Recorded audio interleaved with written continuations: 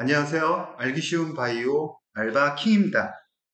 오늘은 에디타스의 임상 결과가 이제 발표가 됐는데, 여기에 대한 해석과 주가에 대한 전망을 해보도록 하겠습니다. 최근에 에디타스의 주가는 50불 이상에서 이제 놀다가 이제 맨 마지막으로 이제 38불 때까지 이제 떨어지는 모습을 보였습니다. 이것은 최근에 이제 장도 부진하긴 하지만 그 전에 에디타스의 임상이 발표가 되면서 그거에 따른 그 영향이다 이렇게 봐야 될 것 같은데요. 오늘은 에디타스의 그 임상 결과를 우리가 어떻게 해석해야 되는지 그것에 대해서 좀 자세하게 알아보는 시간을 갖도록 하겠습니다.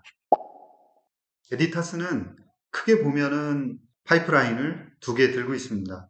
하나는 에디트 101, 요번에 임상 발표를 중간 발표를 한 거고 앞으로 계속해서 이제 데이터의 결과들이 나올 거로 예상을 하고 있습니다.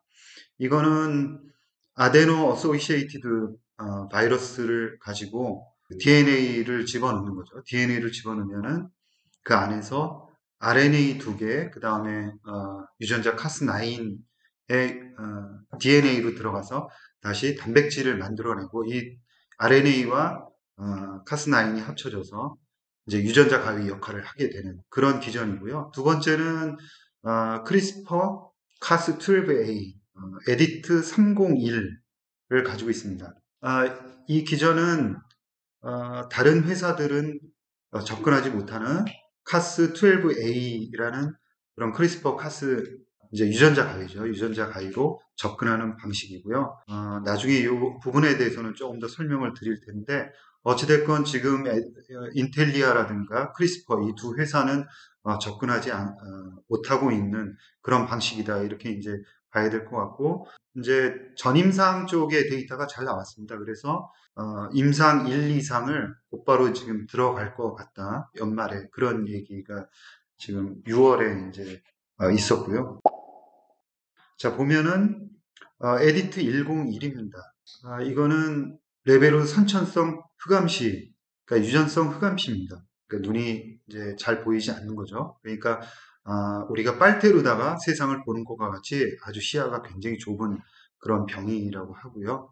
이거는 CEP290이라는 유전자의 돌연변이가 있는 거고요. 이 돌연변이를 교정하는 그런 기전입니다. CEP290은 광수용체 세포 주위에서 다른 단백질들을 결합시키는 것을 돕는 단백질을 암호화하고 있습니다. 좀 어려운데 나중에 이제 자세하게 설명을 드릴 테니까요. 좀 넘어가면은 아데노 바이러스 이거를 쓴다는 거, 아데노 어소시에이티드 바이러스를 쓴다는 건 아까 이제 말씀드렸고요. 이 부분은 아데노 바이러스보다 굉장히 이제 작은 이제 바이러스고 여기에 되게 크지는 않지만 그런 유전자들을 집어넣어서 우리 몸속에 보내는 겁니다.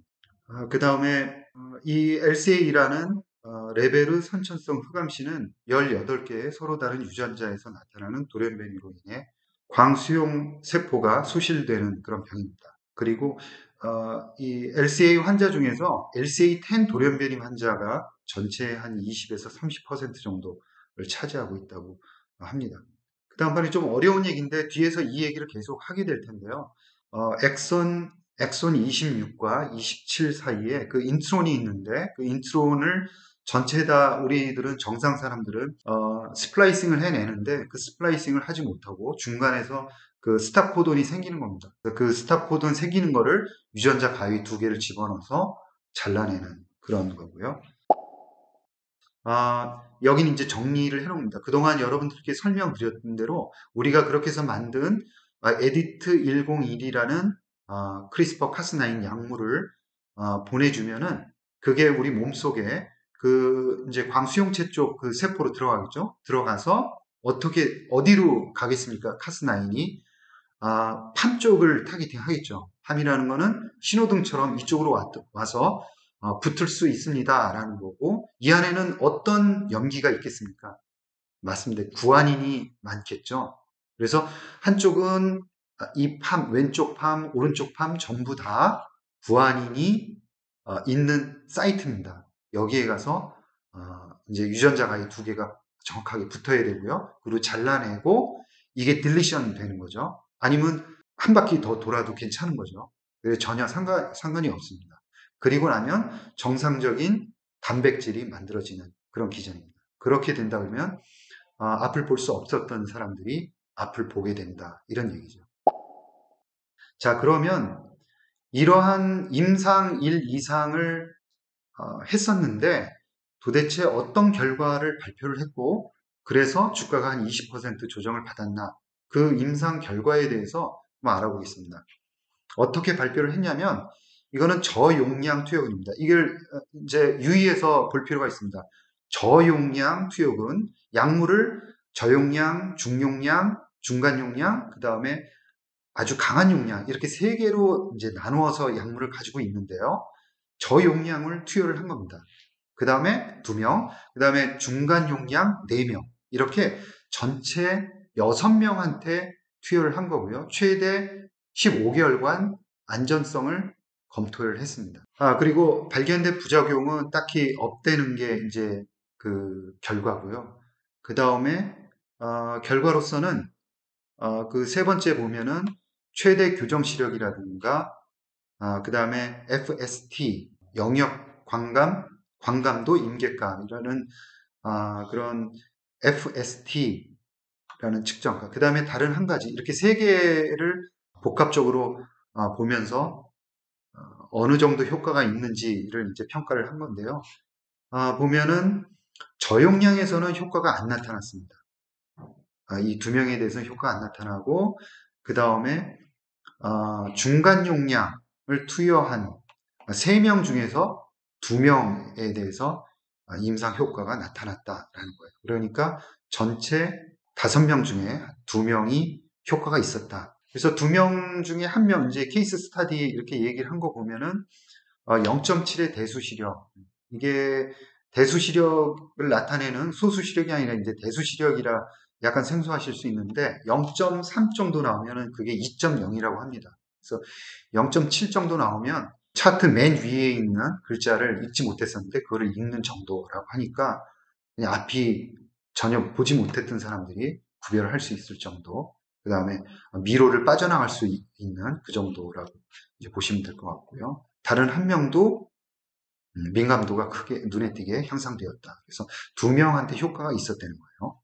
그리고 대신 이제 그 애널리스트들이라든가 얘기하는 거는 이게 그 치료 효과가 이제 3개월 정도까지 밖에 이제 확인을 못했기 때문에 더 확인을 해야 된다. 이런 이제 얘기들도 있었던 거고, 이게 5명이었었는데 2명밖에는 효과가 없다. 이런 거에 약간 실망스럽다. 이런 거고요. 아직 확증적으로 효과가 있다. 이렇게 얘기하기에는 결정적이지 못하다. 이런 얘기를 한 거죠. 그리고 향후 임상 계획에 대해서 어떻게 얘기를 했냐면 LCA10에 대한 임상시험 연구자들은 현재 가장 높은 복용량으로 성인 4명에 대한 추가 임상실험을 시작했다고 합니다. 그러니까 아까 저용량, 중용량으로는 시험을 했고요. 이제 고용량으로 시험을 한다. 이런 얘기죠. 그래서 더 많은 양을 복용하는 것이 더 강력한 임상적 효과를 가져올 것이다. 이렇게 희망한다라는 얘기를 했고요. 그 다음에 중간 용량으로 또 어린이 환자들에 대해서 임상시험을 시작을 했습니다.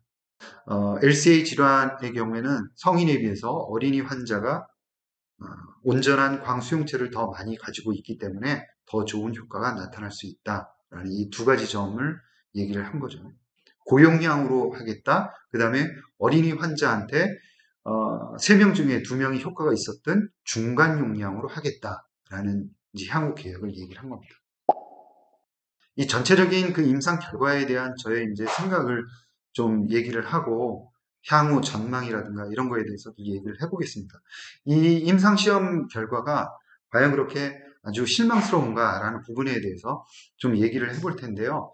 아까 계속해서 이제 말씀드린 것처럼 다른 회사들, 예를 들어서 인텔리아라든가 크리스퍼 이런 회사들은 그 타겟하는 유전자를 가서 정확하게 잘라내는 거죠.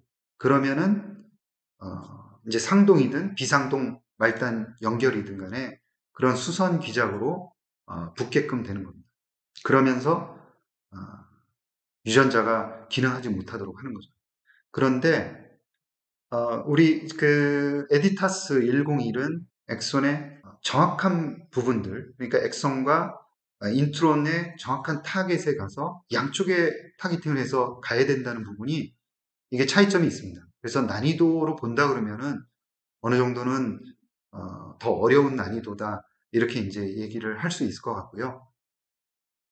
그래서 이 임상 결과에 대해서 그렇게 실망할 거냐 그러면은 조금 더 두고 볼 부분이 더 많지 않은가, 난이도가 있었다 이런 생각을 하게 되고, 두 번째는 이거는 그 전임상 연구에서 나왔던 논문을 제가 이제 읽고 요약을 한 건데요. 표만 보시면은 맨 오른쪽, 그러니까 그 3 곱하기 10의 12승 이라고 나와 있는 부분이 있습니다. 이 부분이 고용량입니다. 빨간색 점이 있는 부분들이 고용량이거든요. 그래서 그리고 그 바로 왼쪽 초록색이 지금 중간 용량입니다. 그래서 중간 용량과 고용량은 어느 정도 이제 그 동물 실험에서 또 차이가 이제 꽤 있었다라는 측면이에요.